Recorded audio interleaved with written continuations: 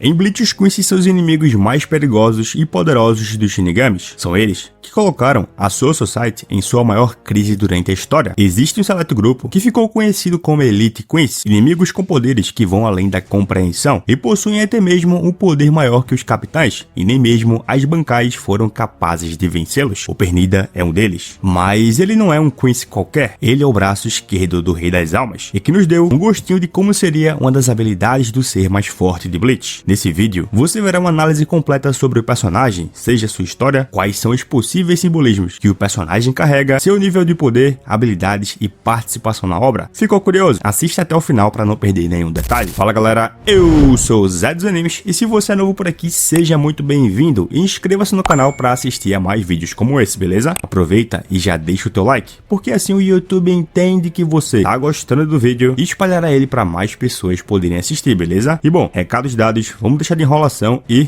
bora pro vídeo. Galera, o braço esquerdo do Rei das Almas, ou melhor, Pernida Pancadise, é um dos membros da Schutzstaffel, os soldados de mais alto nível que servem Yhwach, o Rei Quincy. E ele não é misterioso apenas em sua aparência, quando ele aparece pela primeira vez na obra, mas também esconde vários simbolismos que podem mostrar muito de como um personagem age, ou mesmo suas habilidades. Por exemplo, seu nome Pernida Pancadise é escrito em katakana, uma forma de escrita japonesa usada para nomes estrangeiros. E no caso aqui eu confesso que não consegui encontrar nada convincente realmente que simbolize Pernida, porém o seu sobrenome, Pancadise, pode estar ligada às fibras de Pankine, nomeadas em homenagem ao Jean Evangelista Pankine, e estão localizadas nas paredes ventriculares internas do coração. Basicamente essas fibras conduzem impulsos elétricos e controlam a contração no coração. No entanto, as fibras de Pankine não são nervos, são miócitos, ou células musculares cardíacas que são muito mais eletricamente ativas que mecanicamente ativas. Em vez disso, talvez o mais correto aqui seriam as células de Purkinje, considerando que, claro, elas são nervos, e são nervos enormes no cerebelo, o que se encaixa com toda a conjectura do Esquadrão de Elite, poder de nervo enorme. E bora combinar que a imagem que tá passando na tela realmente parece muito com os nervos que o Pernida mostra na obra. Por falar nisso, como ele é o braço esquerdo do rei, na Bíblia, outro possível simbolismo a ele, eu até já mencionei no vídeo do Kitaki, quando eu tava falando sobre o Mimi Hag, e que o link para assistir vai estar aqui na descrição. Na Bíblia, o lado direito é associado à honra, o poder e a proteção, enquanto o lado esquerdo é associado ao mal e à desgraça. E como coincidentemente o lado esquerdo aqui tá com os Quincy's, que são os inimigos, é provável que esse simbolismo realmente se encaixe. E outro ponto é que o Pernida governa o progresso, ou Zenshin em japonês, e quebrando esses kanjis, o Zen significa frente, anterior, avançar ou antes, e o Shin significa avançar, progredir ou melhorar. E o conceito de avançar pode ser associado ao caminho espiritual no budismo, apresentando o progresso na busca pelo esclarecimento e pela superação das dificuldades mundanas, o que tem uma relação direta como funciona o poder do Pernida, que vai evoluindo em todos os aspectos à medida que ele colhe informações, mas a gente vai ver isso em detalhes mais à frente no vídeo, porque falando da sua história, em algum momento, mais de 1000 anos atrás, quando Ichibei viajou pessoalmente para o mundo humano para negociar uma trégua com Yhwach, que estava prestes a invadir a Soul Society, o Shinigami levou com ele o braço esquerdo, infundido em seu próprio braço, como uma medida preventiva para o encontro. E quando Yhwach recusou a proposta do Ichibei e ativou o The All Might, o carecão convocou o braço esquerdo com o olhar para o Rei Quincy, para mostrar o que aconteceu no passado para ele. Nesse momento, Yhwach frustraria a tentativa do Ichibei de matá-lo e segurou o braço do rei, preso ao monge, suprimindo-o com seu Blood. Nesse momento, Ichibei usou o braço esquerdo para selar os olhos do Yhwach, enquanto o braço foi enviado para o vilão final da obra, e assim o Rei Quincy ficaria sem o poder dos seus olhos até que ele morresse. Depois de um tempo, o que se sabe sobre o Pernida é que ele já havia se aliado ao Rei Quincy e havia se tornado parte da sua guarda real, o Schutzstaffel. E o interessante é que enquanto no mangá a sua primeira aparição é no Palácio do Rei das Almas, quando os Quincy's vão batalhar contra a Divisão Zero, no anime a sua primeira aparição é quando Yhwach está fazendo um discurso para os soldados e irá apresentar Oryo como seu sucessor antes da segunda invasão, a Seireitei. E outro ponto é que, diferente dos outros Stanritas, Pernida já possuía o seu poder desde o início, e por isso não recebeu o poder da alma do Yhwach. A letra que ele recebeu é apenas simbólica e de acordo com o seu poder, The Compulsory, que irei explicar mais a fundo durante essa análise. Porque entrando agora na parte que vocês mais gostam, que é Power Scaling, vamos dividir o vídeo em 3 partes. A primeira vai ser contra a Divisão Zero, no pré-Austvalen, a segunda contra a Divisão Zero de novo, só que aí pós-Austvalen, e por último, a sua batalha contra Mayuri e Nemo. E na batalha pré-Austvalen contra a Divisão Zero, Zero. Quando Seijumaru mandou o Handle do Nyanzo Weasel de arrasta pra cima, Yurrabarra convocou a sua guarda de elite. Entre eles estava o Pernida. E quando a Senjumaru evocou a enorme guarda para enfrentar os Standritas, Pernida revelou seu aterrorizante poder, o Compulsório, uma habilidade capaz de comprimir e distorcer tudo que tocava com seus nervos. Em um instante, o gigante convocado pela Shinigami foi reduzido a uma massa compactada de nada, e a tensão aumentava a cada movimento. Quando o Etsunemaya, o criador da Zanpakutou, entrou em cena, a batalha tomou outro rumo. Pernida observou seus companheiros Jarad e Lily avançarem contra o Shinigami com ataques ferozes. No entanto, em um piscar de olhos, ambos foram abatidos facilmente. E nesse momento, Pernida até tentou usar seu poder, mas foi surpreendido pela velocidade do Nimaya e acabou sendo derrotado também, mostrando que dependendo da velocidade do ataque, os nervos do Pernida em sua forma base não teriam tempo suficiente para controlar algo. Essa parte revela um mistério em relação ao Pernida também, já mostrando que ele é um personagem estranho e que o seu poder não seria compreendido tão facilmente, até porque seus nervos não são visíveis ao público nesse momento, e esse é o nível base dele, e foi completamente randomizado por um membro da Divisão Zero com seu poder selado, algo que, levando em consideração o começo do seu combate contra Mayuri e Zaraki, é provável que naquele ponto ele estivesse no nível de um capitão ou um pouco acima. E uma curiosidade aqui é que originalmente o Pernida foi retratado com um braço, mas quando sua aparência completa foi revelada mais tarde na obra, ele não tinha membros e era um braço gigante, e no anime a cena foi completamente removida, o que me faz pensar que o Kubo pode ter mudado de ideia em relação à aparência do personagem. Agora, quando tudo parecia perdido para os Quincy's, Yurrabarra usou o poder do Walsh Valen para tirar o poder dos Quincy's que ficaram na Seritei e usá-lo para trazer sua Elite Quincy de volta à vida e também se tornarem mais poderosos para conseguir enfrentar a Divisão Zero. E aqui existem algumas diferenças do que acontece no anime e de como aconteceu no mangá. No mangá, Pernida de alguma forma usa seu poder para abrir a gaiola da vida, porém essa cena foi completamente removida no anime, o que eu acredito que foi um grande acerto, já que a cena é um pouco, digamos que, incoerente, levando em consideração como funcionam os poderes da Hikifune Kiryu. Agora, seguindo o anime, além de voltar mais poderoso, Pernida revela um visual diferente da Volstagg em relação ao mangá, onde elas parecem mais asas de anjo, o que honestamente me fez bater palmas para o anime mais uma vez, porque deu uma originalidade maior às transformações dos Quincy's. E fato é que nesse ponto, ele batalha contra Hikifune, e usando Volstagg, ele foi capaz de vencer um membro da Divisão Zero com poder selado e que não estava usando as habilidades da Zanpakutou aparentemente, porém, perderia facilmente para um membro da Divisão Zero com poder total liberado. Nesse momento, você pode argumentar que o Ishida venceu a Senjumaru, porém é sempre importante analisar o contexto. A Senjumaru derrotou o Ishida em combate direto, porém, o poder da letra dele fez com que fosse possível virar o jogo e vencê-la, mostrando que nem sempre o mais poderoso vence uma batalha. E aqui, acredito que seja um ponto bom também, para falar como eu tava na expectativa de ver uma forma evoluída para a Volstagg do Pernida na luta dele contra o Mayuri e a Nemon, mas como não aconteceu, acredito que aqui é um ponto legal do vídeo para falar sobre ela. A sua Volstagg lhe concede uma Heilig Shai, ou Auréola Quincy, na forma de uma Cruz Quincy, e dá a ele duas asas na forma de mãos grandes e achatadas, o que, claro, é uma referência ao seu poder, e ao fato de, bom, ele ser literalmente um braço. E aqui, a sua Reiatsu fica amarelo-dourada, e o Pernida pode voar em alta velocidade, e também pode usar suas asas como parte do corpo para agarrar e atacar. E aqui é interessante pensar em duas coisas: como seria o nome da sua Volstagg e como seria o power-up da sua letra, levando em consideração que o nome da Volstagg geralmente tem algo a ver com os poderes dos Quincy's, como o medo de Deus, o Wise Knowledge, ou a fome de Deus, da Liu Totó. É bem possível que o nome da do Pernida fosse algo como a compulsão de Deus, relacionando com a sua letra, ou a evolução de Deus, se levarmos em consideração a sua capacidade evolutiva. Além disso, talvez realmente não tenha sido necessário mostrar uma forma aprimorada da Volstagg dele, porque o seu poder da evolução já nos permitiu ver um aprimoramento da sua letra. Porém, é fato que enquanto ele ainda estava sob o poder do Walsh Valen, Pernida também foi capaz de pegar Yoruichi, que é uma das personagens mais rápidas da obra, de surpresa, enquanto ela estava atacando Yurrabarra, e deformou o braço dela, que mostra a grande habilidade dele em Hirenkyaku, movimento de velocidade dos Quincy's, já que ele aparece no local quase que imediatamente após o Yurrabarra chamá-lo, algo que, lembrando, é ele empoderado pelos poderes do Walsh Valen, e que me faz pensar em como ele perde velocidade e mobilidade quando assume sua forma evoluída na batalha contra Mayuri. Além disso, quando o Pernida cai do palácio em ruínas, quando o Rei Quincy está remodelando todo o local, Jarad o pega e o leva com ele para um terreno mais estável. Mas antes disso, Pernida é mostrado se segurando a uma rocha com a sua cabeça. Uma cena deveras estranha e intencional para mostrar que algo bizarro estaria sobre a sua coberta, o que vai nos fazer chegar em um ponto importante da análise para definir melhor o nível dele no final da batalha contra Mayuri. Quando Yurrabarra vai cortar o cristal do Rei das Almas para absorvê-lo, ele toma o poder que deu a Elite Quincy para lutar contra a Divisão Zero de volta. E é por isso que os Shinigamis do Gotei 13 conseguem batalhar com eles decentemente na parte final do arco. Eles já não estavam tão poderosos quanto enfrentaram a Divisão Zero. Ou seja, o Pernida que começa a batalhar contra Zaraki e Mayuri é basicamente o Pernida que chegou no Palácio Real, o que podemos chamar de sua forma base. E aí é que chegamos na batalha contra Mayuri e Nemon, onde em um cenário tenso, Pernida se vê frente a frente com os temidos Zaraki e Mayuri, também a Nemon. E não podemos esquecer também do Ikako, do Yumichika e do personagem mais forte de Bleach, o Hanataro. E aqui nesse começo, Zaraki, decidido a terminar com o inimigo, avança para atacar, ignorando os avisos do Mayuri, e o confronto é até mesmo rápido. Enquanto o Zaraki corta a cabeça do Pernida, o Quincy acerta um golpe no braço dele, e nesse momento, algo estranho acontece. A cabeça começa a se expandir de maneira assustadora. E o detalhe é que no anime, Pernida empurra seus nervos para a parede nos prédios, simbolizando que talvez ele estivesse colhendo informações para se regenerar. Pernida, com seu poder, usa o compulsório para dobrar o braço do Zaraki, forçando-o a arrancá-lo, antes de transformar o braço do inimigo em uma poça de sangue, algo que teria acabado com a vida do Zaraki ali mesmo.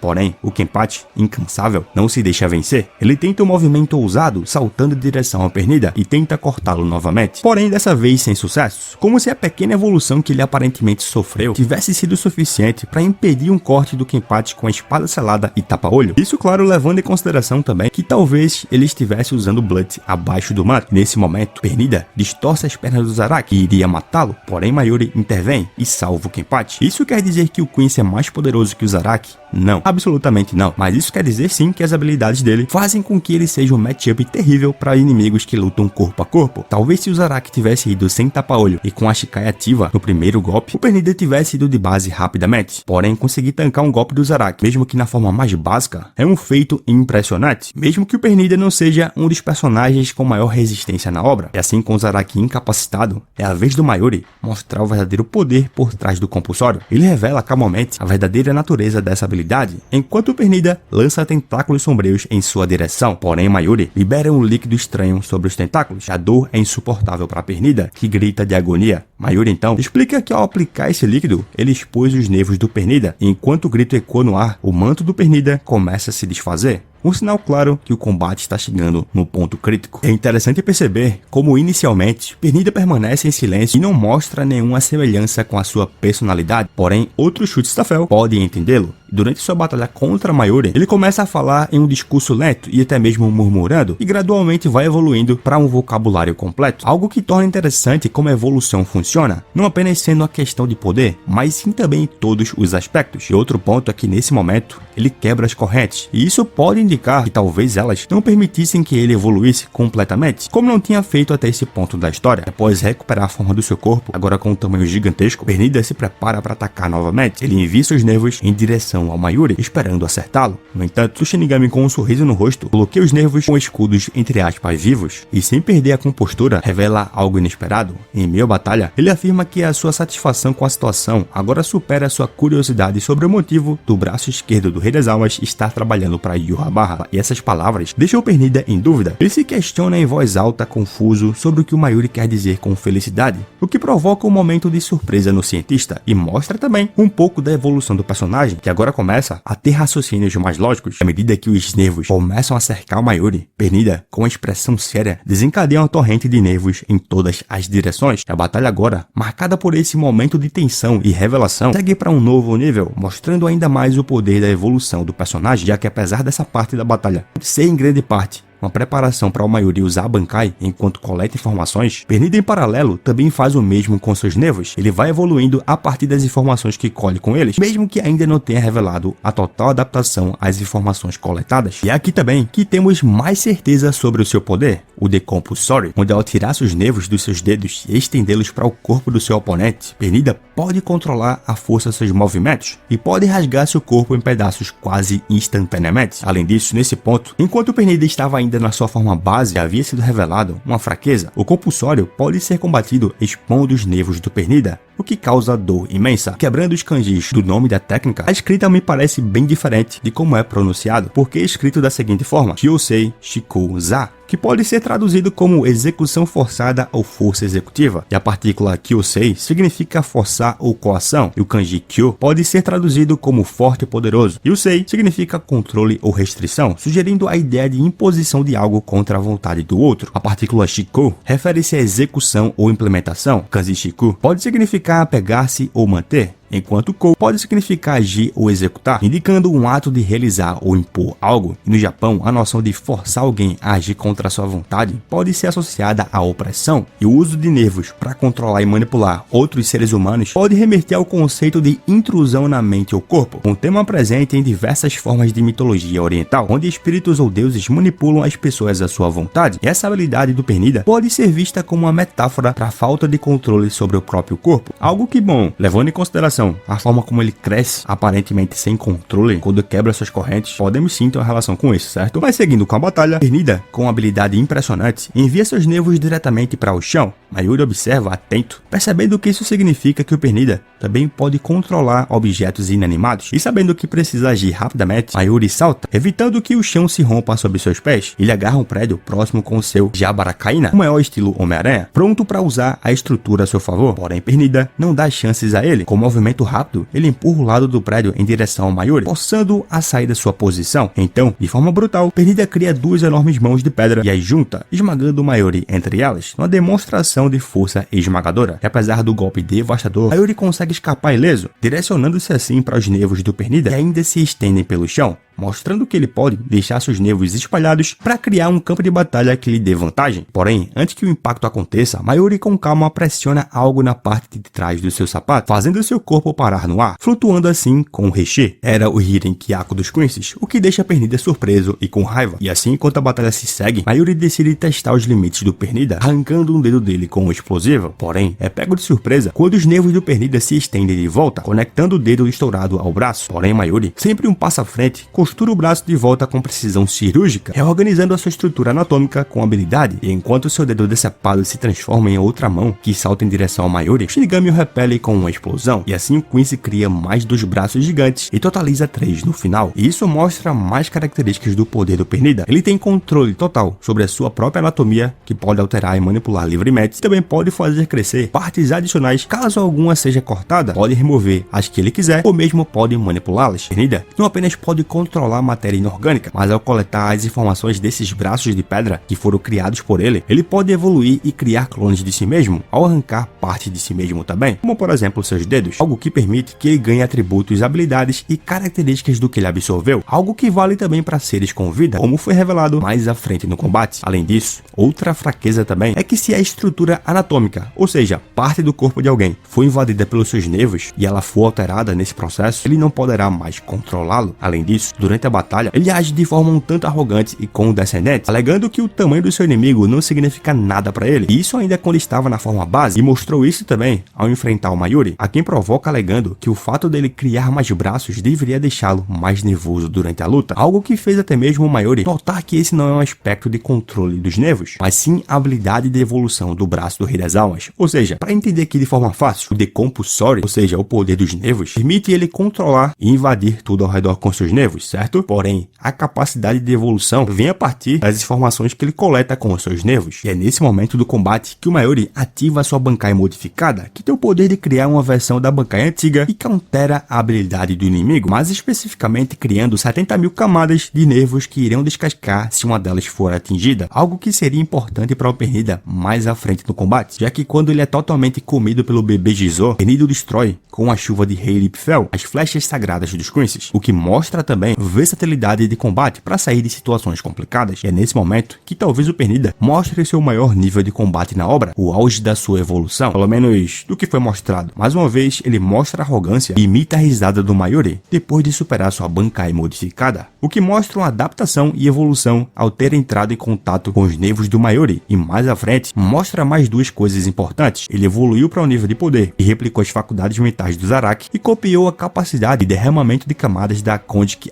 Minachi Zogijizo, criada pela Bankai modificada do Mayuri, para remover o tecido afetado pelo agente de congelamento dos nervos do Mayuri. Ou seja, nesse momento, Pernida possui pelo menos o poder do Zaraki com um tapa-olho, e Zanpakuto em estado selado, que foi o que ele teve contato, embora não fique claro se é dessa forma como analisei, ou se é do nível total do Zaraki naquele momento, podendo chegar ao poder dele sem tapa-olho e com a Shikai ativa. Fato é que, independentemente do que for, isso já coloca ele acima da grande maioria dos capitães da obra. Além disso, talvez o auge do seu uso de nervos para atacar o inimigo e não evoluir, seja com o uso em conjunto com a Helipfel, porque agora a Pernida se mostra capaz de criar não apenas um arco e flecha, mas sim 5 em cada um dos seus 3 braços, e pode incluir nervos em cada uma dessas flechas, o que permite causar um grande dano no inimigo com o impacto do golpe e finalizá-lo caso ele sobreviva, algo que obrigou Mayuri e a Nemo a cortarem seus braços para não serem mortos, mesmo que não tenham sido atingidos pelas flechas em si. Além disso, essa característica permite que as flechas sejam redirecionadas se errarem o alvo, algo que vai me fazer te lembrar que nesse ponto do combate o Mayuri já poderia ter morrido 2 vezes se não fosse a Nemo. Em fato, Pernida fez jus com a parte do Rei das Almas. Ele foi realmente o inimigo que precisou de algo além da Bankai para poder ser derrotado, e não foi derrotado por um capitão sozinho, mas ele precisar da ajuda da sua tenente, que teve papel fundamental na derrota, principalmente pela droga que existia dentro do corpo dela, e culminou na destruição do Quincy, que por falar na parte da luta contra Nemo e pós-morte dela, são momentos que mostram que o Pernida não é tão resistente assim, já que frequentemente tem suas partes destruídas, porém